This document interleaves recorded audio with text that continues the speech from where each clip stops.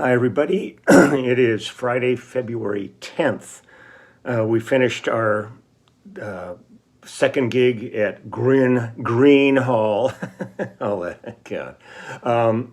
Last night. It was great. The show was really fun. We had a great time.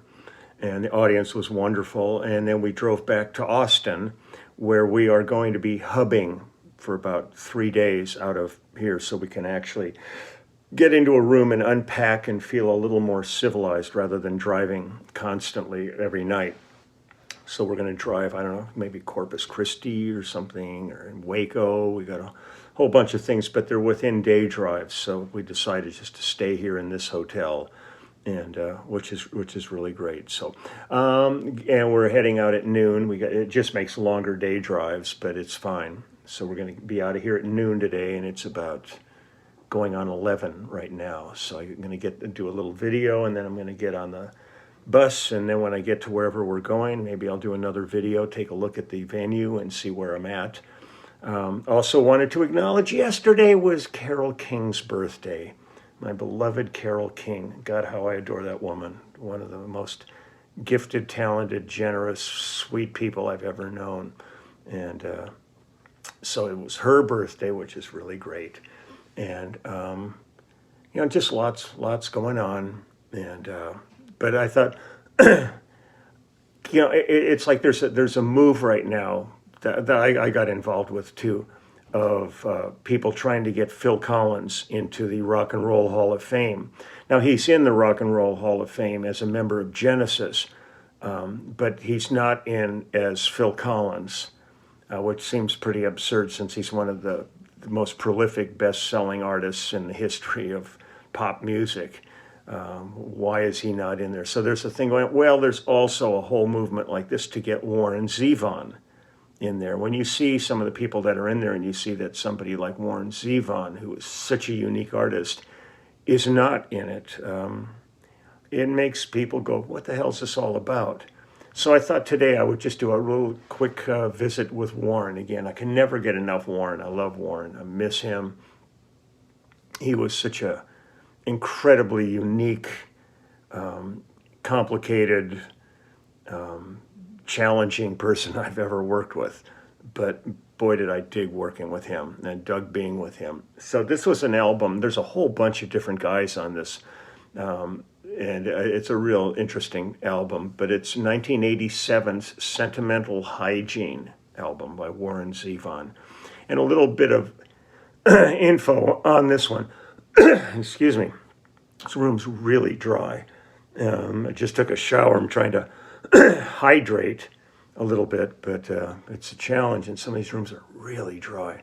So Sentimental Hygiene is the sixth studio album by rock singer-songwriter Warren Zevon. The album was released on August 29th, 1987. The release of Sentimental Hygiene marked the first studio album for Zevon in 5 years. It produced the single Reconsider Me, as well as the dance single Leave My Monkey Alone. The single version of Leave My Monkey Alone was extended to 10 minutes and 34 seconds and included a remix by the Latin Rascals and the non-album track Nocturne. Even A Dog Can Shake Hands was used as the opening theme music for the short-lived Fox comedy Action. The song was composed by Peter Buck, Bill Berry, don't go down, and Mike Mills, all members of REM, backing Zevon on this album, who also recorded an album with Zevon under the name of Hindu Love Gods. Michael Stipe, also of REM, appears on the album, providing vocals and harmony on the song Bad Karma. The album also features contributions by Bob Dylan and Neil Young, the former playing harmonica on The Factory and the latter lead guitar on the title track. It's funny, my wife many years ago had an antique shop in one of those big multi-malls, where it's like lots of people selling under one roof. And the gal who had the booth next to hers, I was talking to her one day, and she said she had a nephew who was lived in the Midwest, and he and some friends were putting a band together. And she said, would you be willing to call him? Just talk to him, see what they're up to, maybe give them some advice and try to help them out. And I said, sure, I'd be happy to, not a big deal. So I ended up calling this guy, and he answered the phone, and we talked for a couple of hours. It was really a delightful talk, and I gave him all my sagely advice, that you don't have to be smart, but if you grow a beard like this and all this stuff, people tend to think you're smarter than you are. There's some kind of like you're Leonardo da Vinci or something like that. But I talked to him and stuff and all that. Well, it turns out that I was talking to Peter Buck, and they were forming REM. So I gave some sagely advice to a guy. Then when they ended up in like the biggest band in the country, so I just I bumped into him one time at a restaurant in Los Angeles many years later, after REM was huge and all that, and he came up.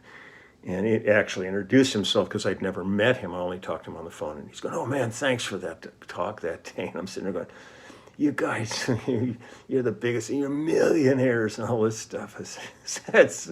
I'm so happy for your success, but it's just funny when you're talking to somebody at the beginning of something and it actually works. It's like when I was in college. I was an art student in college, and I was in my painting classes, and one of the other guys in the class was a guy named Richard Marin, and we were really good friends and painted. We'd set up easels together and paint and talk and hang. And one day he told me, "This friend of mine and I, we're gonna try doing a comedy act." And I looked at him and I said, "Oh, good luck. That's a hard road, but good luck for you." And the next thing I know, they're Cheech and Chong. It's like one of the biggest acts in the world. So it's interesting how the circles all intersect and come together. So, but I'm going to go ahead and play this track here. Let me give you some info on it. This track is called "The Heartache." This is one of those more emotional, not the crazy, fun songs of Warren's, but this is more emotional. And it's myself on bass, Bill Berry on drums, Peter Buck on guitar, Waddy Wachtel on acoustic guitar, Warren Zevon on keyboards, and Jennifer Warrens on background vocals.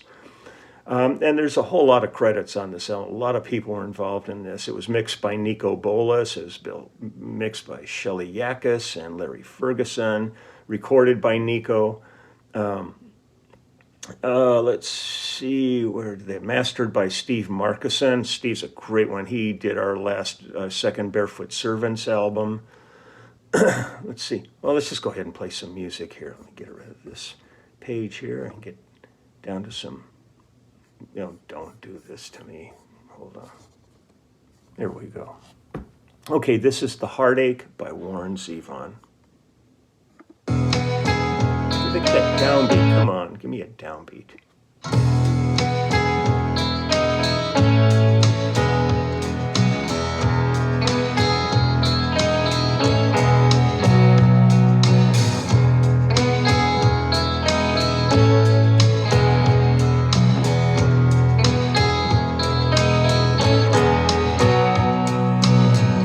Shadows falling in the noonday sun, blue feeling to the maximum.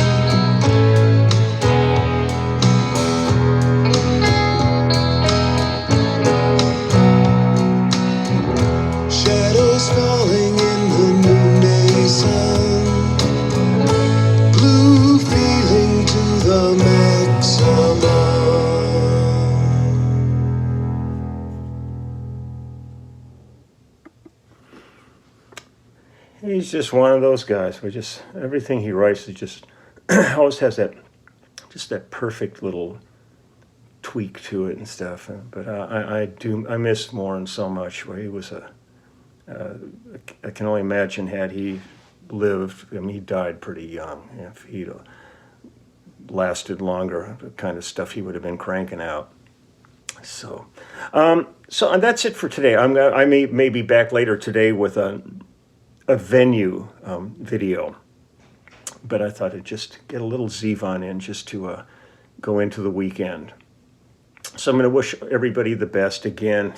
I find myself, I'm sitting here making videos, and oh God, we got a hub out of the hotel and all this, and then I think about Syria and Turkey and what the people are going through there, and it's at the very moment you're sitting and doing these things, there's somebody there just suffering incredibly or dying. It's hard to fathom what those people are dealing with. In the same way, when I think of the Ukrainian situation is ongoing. They're still being bombed every day, and people are being slaughtered over there. And all you want to do is get through life and just try to live as wonderful and pleasant a life as you can, because our time here is really finite. When I sit here and I look at all the people that I've lost over these years, I was really shocked. There's a site that shows up called Classmates, and it's I guess every school's that wants to subscribe to it can, and your class can be in it.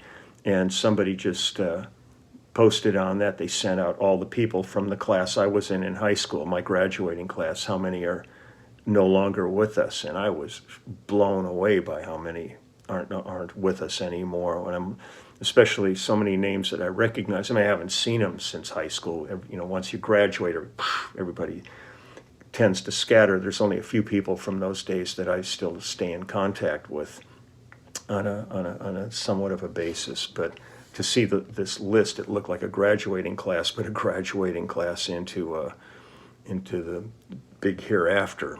So China, as Warren said, enjoy every sandwich. I think it's really words of wisdom there. So I'm going to wish everybody a great day, and I will see you all again this afternoon, and see what kind of a venue we're heading into. It's an adventure every day. A lot of times I see the name of a place we're playing, and I go, I don't remember ever being there. And all of a sudden you pull up and go, I remember this one, but there's been so many different corporate takeovers and all that, and name changes of venues, that until I actually see the place, then I go, oh God, yeah, I remember playing here. So, okie dokie, I will talk to you later. Bye.